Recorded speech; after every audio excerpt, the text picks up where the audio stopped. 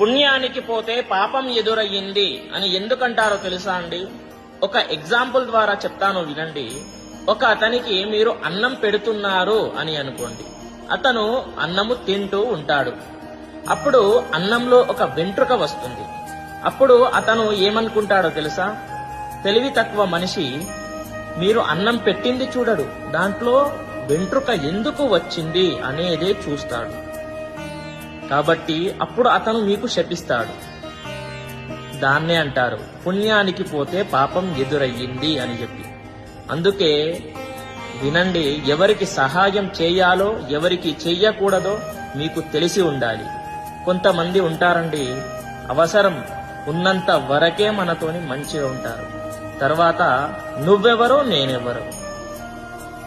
అలాంటి సమాజంలో మనము బ్రతుకుతున్నాం. కాబట్టి జాగ్రత్తగా ఉండండి, ప్రతి ఒక్కరికి కూడా తెలియజేయండి. స్వస్తి, సర్వే జనాః సుఖినో భవంతు.